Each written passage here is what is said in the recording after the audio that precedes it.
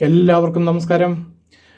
നമ്മൾ പ്രാർത്ഥിക്കുന്ന സമയങ്ങളിൽ ഉറക്കം അല്ലെങ്കിൽ കോട്ടുവ വരുന്നത് അതെന്തുകൊണ്ടാണെന്ന് ചോദിച്ചാൽ അതിന് ഒരൊറ്റ വാക്കിൽ മറുപടി പറയുകയാണെങ്കിൽ നമ്മുടെ ശരീരത്തിന് ഈ സമയം വിശ്രമം ആവശ്യമാണെന്ന് നമ്മുടെ ശരീരം ആ ഒരു സൂചനയിലൂടെ നമുക്ക് തരുന്നൊരു നിർദ്ദേശമായിട്ടാണ് നമ്മളിതിനെ കാണേണ്ടത്. ചുരുക്കി പറഞ്ഞാൽ ശരീരത്തിന് ക്ഷീണം അനുഭവപ്പെടുമ്പോഴാണ് കോട്ടുവ അല്ലെങ്കിൽ ഉറക്കമുണ്ടാകുന്നത്.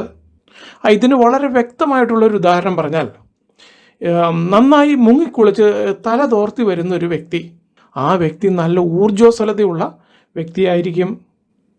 ആ വ്യക്തി പ്രാർത്ഥിക്കാനിരുന്നാൽ കുറഞ്ഞത് ഒരു 15 മിനിറ്റിന് ഇപ്പുറത്തേക്ക് യാതൊരു കാരണവശാലും ആ വ്യക്തിക്ക് ഈ പറഞ്ഞതുപോലെ ഉറക്കവോ കോട്ടുവായോ ഉണ്ടാകുന്നതല്ല. ഈ ഒരു അറിവുള്ളത് കൊണ്ടാണ് ആചാര്യന്മാർ പറഞ്ഞിരിക്കുന്നത്, നിലവിളക്ക് കൊളുത്തുമ്പോഴോ അല്ലെങ്കിൽ പ്രാർത്ഥനയ്ക്ക് ഇരിക്കുമ്പോഴോ സ്നാനം കഴിഞ്ഞ് അല്പം ഈറനോടുകൂടി വന്നിരുന്ന് വേണം ഈ പറഞ്ഞതുപോലെ പ്രാർത്ഥന ചെയ്യുവാൻ. ഇതവർ വ്യക്തമായി പറഞ്ഞ് നമുക്ക് മനസ്സിലാക്കി തന്നിട്ടുണ്ട്.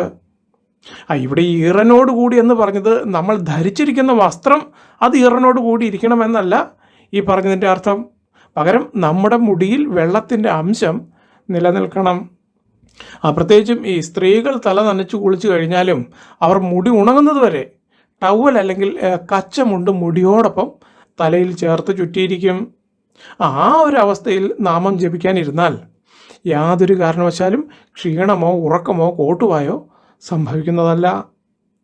എന്നാൽ ഈ പറഞ്ഞതുപോലെ എല്ലാവർക്കും തല കുളിച്ച് വന്ന് നാമം ജപിക്കാൻ സാധിക്കണമെന്നില്ല. അത് പറയാൻ കാരണം പ്രായാധിക്യം കൊണ്ടോ അല്ലെങ്കിൽ മറ്റെന്തെങ്കിലും അസുഖങ്ങളുള്ളത് കൊണ്ടോ ഈ പറഞ്ഞതുപോലെ നിത്യവും തല നനച്ച് കുളിക്കാൻ സാധിച്ചേക്കണമെന്നില്ല. അങ്ങനെയുള്ളവർ ചെയ്യേണ്ടത് കൈയും കാലും മുഖവും നല്ല തണുത്ത വെള്ളത്തിൽ കഴുകി നാമം ജപിക്കാൻ വന്നിരിക്കുക. അങ്ങനെ ആകുമ്പോൾ ഒരു 10 മിനിറ്റ് വരെ നിങ്ങൾക്ക് ഉറക്കം വരാതെയും കോട്ടുവ ഉണ്ടാകാതെയും പിടിച്ചു നിൽക്കാൻ സാധിക്കും. ഇവിടെ നിങ്ങൾ പ്രത്യേകം ശ്രദ്ധിക്കേണ്ടത്, അതിപ്പോൾ പ്രാർത്ഥിക്കാനിരിക്കുന്ന ഒരു കുടുംബിനിയുടെ അവസ്ഥയാണെങ്കിലും ശരി, ഇനിയിപ്പോൾ അതല്ല പഠിക്കാനിരിക്കുന്ന ഒരു വിദ്യാർത്ഥിയുടെ കാര്യമാണെങ്കിലും ശരി, ഉറക്കം വന്നു പോയാൽ പിന്നെ ആ ചെയ്യുന്ന പ്രവൃത്തിക്ക് യാതൊരു ഫലവും ലഭിക്കുന്നതല്ല. ഇത് പറയാൻ കാരണം, ഉറങ്ങിക്കൊണ്ട് പ്രാർത്ഥിച്ചാൽ നിങ്ങൾ പ്രാർത്ഥിക്കുന്നത് എന്താണെന്ന് നിങ്ങൾക്ക് പോലും നിശ്ചയമുണ്ടാകുന്നതല്ല. അതുപോലെ തന്നെയാണ് ഉറക്കം തൂങ്ങിക്കൊണ്ടൊരു വിദ്യാർത്ഥി പാഠപുസ്തകങ്ങൾ വായിച്ചാൽ ആ കുട്ടി എന്താണോ വായിക്കുന്നത് അത് ആ കുട്ടിയുടെ ഓർമ്മയിലേക്ക് പതിയുന്നതല്ല. ഇവിടെ വാസ്തവത്തിൽ സംഭവിക്കുന്നത്, ഈ കുട്ടിയെ സംബന്ധിച്ച് പഠിക്കുക എന്നത് ആ കുട്ടിയുടെ കർത്തവ്യമാണ്. പക്ഷേ മടി കാരണം കുട്ടിക്ക് തൻ്റെ കർത്തവ്യത്തിൽ കർത്തവ്യനിരതനാകാൻ സാധിക്കുന്നില്ല.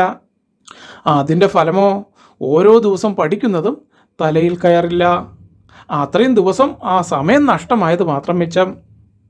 ഇതുപോലെ തന്നെയാണ് പ്രാർത്ഥിക്കാനിരിക്കുന്ന നിങ്ങൾ വീട്ടമ്മമാരുടെയും അവസ്ഥ എന്ന് പറയുന്നത്. നിങ്ങൾക്ക് കോട്ടുവ വരുമ്പോഴോ അല്ലെങ്കിൽ ഉറക്കം തൂങ്ങുമ്പോഴോ നിങ്ങൾ പ്രാർത്ഥിക്കാനിരുന്നാൽ നിങ്ങളുടെ പ്രാർത്ഥന ഫലം കാണില്ലെന്ന് മാത്രവുമല്ല, അത് ദൈവനിന്ദ കൂടിയാണ്. ചുരുക്കി പറഞ്ഞാൽ ആർക്കോ വേണ്ടി ചെയ്യുന്നു, അല്ലെങ്കിൽ ഈ പ്രവൃത്തി ഞാൻ നിത്യവും ചെയ്തുകൊണ്ടിരിക്കുന്നതാണ്, അതുകൊണ്ട് ഇന്നും ഞാനത് തുടർന്ന് ചെയ്യുന്നു എന്നുള്ള ആ രീതിയിൽ യാന്ത്രികമായി നിങ്ങൾക്ക് ചെയ്യേണ്ടി വരുന്നു. ഇങ്ങനെയുള്ള ഈ അവസ്ഥയിൽ കോട്ടുവായും ഉറക്കവും തീർച്ചയായിട്ടും ഉണ്ടാകുന്നതാണ്. ഇവിടെ ഈ ആളുകളിൽ നിന്നും എനിക്ക് മനസ്സിലാക്കാൻ സാധിച്ചിട്ടുള്ള ആ അറിവ് വെച്ച് പറയുകയാണെങ്കിൽ, ഇതിന് ഈ സന്ധ്യാവന്ദനാദികളെ ഒരു ജോലിയായിട്ട് കാണുമ്പോഴാണ് നിങ്ങൾക്ക് ഉറക്കം വരുന്നതെന്നാണ് മനസ്സിലാക്കാൻ സാധിക്കുന്നത്.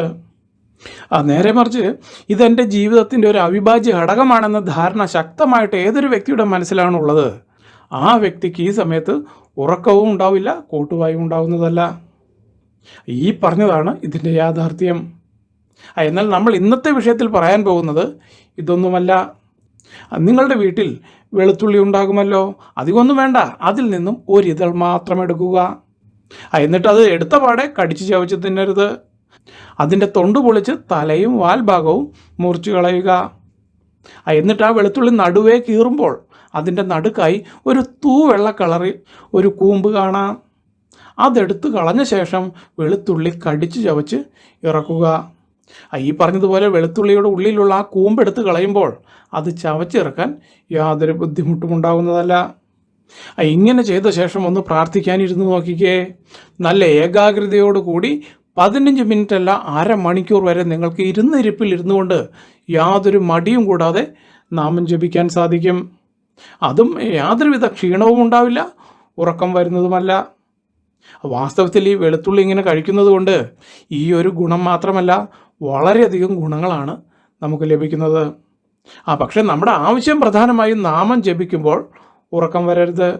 അതുകൊണ്ട് തന്നെ ഈ ഒരു ആവശ്യത്തിനാണ് നമ്മൾ ഈ വെളുത്തുള്ളി ഇങ്ങനെ ഉപയോഗിക്കുന്നത്. ഇവിടെ എൻ്റെ കാര്യം തന്നെ നോക്കുകയാണെങ്കിൽ, ദൂരസ്ഥലങ്ങളിൽ പൂജകളും ഹോമങ്ങളും ഒക്കെ ബുക്ക് ചെയ്ത് കിട്ടുമ്പോൾ ഞാൻ അങ്ങോട്ടേക്ക് പോകുന്നതിന് മുൻപായി ഞാൻ നമ്മുടെ ഈ പൂജാ സാമഗ്രികളെല്ലാം ഒരുക്കുന്നതിൻ്റെ കൂട്ടത്തിൽ ഒരു കുടുമി വെളുത്തുള്ളി കൂടി അതിനോടൊപ്പം അങ്ങോട്ട് കൊണ്ടുപോകും. ഇതെന്തുകൊണ്ടെന്നാൽ ഏകദേശം നമ്മളൊരു 200 മുതൽ 300 കിലോമീറ്റർ യാത്ര ചെയ്ത് നമ്മൾ ഈ പറഞ്ഞ പോലെ ആ പൂജാ സ്ഥലത്ത് എത്തുമ്പോൾ ആകെ ക്ഷീണിച്ച് അവശതയായിട്ടുണ്ടാകും. ആ സമയങ്ങളിൽ ഈ പറഞ്ഞതുപോലെ ഇതിൽ നിന്ന് ഒരു വെളുത്തുള്ളി എടുത്ത് അതിൻ്റെ ആ ഉള്ളിലെ കൂമ്പ് കളഞ്ഞ് അങ്ങോട്ട് കഴിക്കും. അതോടുകൂടി ക്ഷീണം എവിടെ പോയി എന്ന് പോലും അറിയാൻ സാധിക്കില്ല. അതുമാത്രമല്ല, നമ്മുടെ വീട്ടിൽ ഭക്ഷണം പാകം ചെയ്യുന്നത് പോലെയല്ല പുറത്ത് നമ്മൾ ഈ മറ്റുള്ള സ്ഥലങ്ങളിൽ ചെല്ലുമ്പോൾ അവിടെ നിന്നും കിട്ടുന്ന ഭക്ഷണങ്ങൾ. അപ്പോൾ ഈ പറഞ്ഞ ഇങ്ങനെയുള്ള ഈ അവസ്ഥകളിലെല്ലാം ഈ ഒരു വെളുത്തുള്ളി അങ്ങോട്ട് കഴിച്ചിട്ട് അതിനുശേഷം ഭക്ഷണം കഴിച്ചാൽ ഗ്യാസിൻ്റെ പ്രശ്നവും ഉണ്ടാകില്ല, എരിച്ചിലും പൂച്ചിലും ഒന്നും ഉണ്ടാകുന്നതുമല്ല.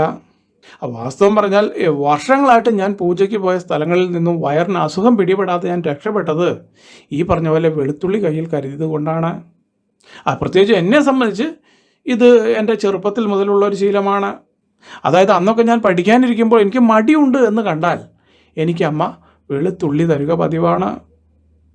അതുമാത്രവുമല്ല, ഈ വെളുത്തുള്ളിയും ചുട്ടെടുത്ത വറ്റൽമുളകും കൂടി ചേർത്ത് അരകല്ലിൽ വെച്ച് ഇടിച്ച് അതിൽ വെളിച്ചെണ്ണ ഒഴിച്ച് ചമ്മന്തി ഉണ്ടാക്കി തരുമായിരുന്നു. ഇന്നും എൻ്റെ പ്രഭാതത്തിലെ പ്രധാന ഭക്ഷണം ഈ പറഞ്ഞതുപോലെ കഞ്ഞിയും ചമ്മന്തിയുമാണ്. അതുകൊണ്ട് തന്നെ എത്ര മഴ നനഞ്ഞാലോ അല്ലെങ്കിൽ യാത്ര ചെയ്താലോ ഉറക്കം നിന്നാലോ ശരി, എനിക്ക് ജലദോഷവും പനിയും വരാറില്ല. അപ്പോൾ ഇവിടെ പറഞ്ഞു വരുന്നത്, ഒന്നുകിൽ നിങ്ങൾ ആദ്യം പറഞ്ഞതുപോലെ തല കുളിച്ച് ശുദ്ധിയായി വന്നിരുന്ന് നാമം ജപിക്കുക, അല്ലെങ്കിൽ ഈ പറഞ്ഞതുപോലെ കൈയും കാലും മുഖവും നല്ല തണുത്ത വെള്ളത്തിൽ കഴുകി ഒരിതൾ വെളുത്തുള്ളി ഈ പറഞ്ഞ വിധം കഴിച്ച് പ്രാർത്ഥിക്കാനിരിക്കുക. ആ പ്രാർത്ഥന പരിപൂർണമായും സഫലമാകുമെന്ന കാര്യത്തിൽ യാതൊരുവിധ തർക്കവുമില്ല. ഇത്രയും കാര്യങ്ങളാണ് ഇതിൽ പറയാൻ ആഗ്രഹിച്ചത്. ഇനി നമ്മുടെ പൂജാ കാര്യങ്ങളെക്കുറിച്ചൊന്ന് പറയാം. ഇന്നലെ നവഗ്രഹ പൂജ പരിപൂർണമായി ചെയ്തു തീർത്തു. ഇനി അടുത്ത പൂജ വരുന്നത് ഡിസംബർ 11 ഗുരുവായൂർ ഏകാദശിയുടെ അന്നാണ്. അന്ന് ഭഗവാന് 108 കുടം കലശം സമർപ്പിച്ച് ദ്വാദശ പൂജ ചെയ്യാനാണ് തീരുമാനിച്ചിരിക്കുന്നത്. ഈ ദ്വാദശ പൂജ ചെയ്താൽ അതിൽ നിന്നും കിട്ടുന്ന അനുഗ്രഹങ്ങൾ എന്തൊക്കെയാണെന്ന് പറയാം. പിതൃപ്രീതി, വിഷ്ണുപ്രീതി, ഗൃഹവാസികൾക്ക് സർവ്വ ഐശ്വര്യം, അതിനോടൊപ്പം വ്യാഴഗ്രഹ ദോഷമുക്തി, സന്താനഭാഗ്യം, രോഗശാന്തി, ഇത്രയും ഗുണങ്ങൾ ഈ ദ്വാദശ പൂജയിലൂടെ നമ്മുടെ അനുഭവത്തിലേക്ക് വരും എന്നത് നിശ്ചയമായിട്ടുള്ള കാര്യമാണ്.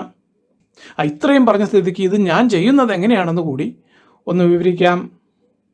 മഹാവിഷ്ണു ഭഗവാന്റെ 12 നാമങ്ങൾ 12 മന്ത്രങ്ങളിലാക്കി പൂജിക്കുന്നതാണ് ഈ ദ്വാദശ പൂജ എന്ന് പറയുന്നത്. ഇതിൻ്റെ ഏറ്റവും വലിയൊരു പ്രത്യേകത, ഈ ഗണപതി ഹോമവും ഭഗവതി സേവയും പ്രത്യേകം നമ്മൾ ചെയ്യാതെ തന്നെ അതിൻ്റെ ഫലം കൂടി ഇതിൽ നിന്ന് കിട്ടുമെന്നതാണ് ഇതിൻ്റെ മറ്റൊരു പ്രത്യേകത. ഇത് പറയാൻ കാരണം, ആ രീതിയിലാണ് ഈ പൂജയ്ക്ക് നമ്മൾ കളമൊരുക്കുന്നത്. ആദ്യമായി ഒരു അഷ്ടദള പത്മമിടും. തുടർന്ന് ഈ അഷ്ടദള പത്മത്തിന് പുറത്ത് 12 സ്വസ്തിക പത്മമിട്ട് അവിടെ തണ്ടുലം വെച്ച് വിഷ്ണു ഭഗവാനെ ആവാഹിക്കും. ഇതിന് 12 ഇടത്തരം നിലവിളക്കുകളാണ് നമ്മൾ ഉപയോഗിക്കുന്നത്. ഇതിൽ ഗണപതിയും ഭഗവതിയും ഉൾപ്പെടുന്നുണ്ട്. ഈ പൂജയിലേക്ക് നിങ്ങളുടെ പേരും ജന്മനക്ഷത്രവും ചേർക്കേണ്ടവർ ഈ വീഡിയോയിലോ അല്ലെങ്കിൽ ഇനി വരുന്ന വീഡിയോകളുടെ കമൻറ്റ് ബോക്സിലോ തന്നാലും മതി. എല്ലാവർക്കും നല്ലൊരു ദിവസം ആശംസിച്ചുകൊണ്ട് നിർത്തുന്നു. നന്ദി, നമസ്കാരം.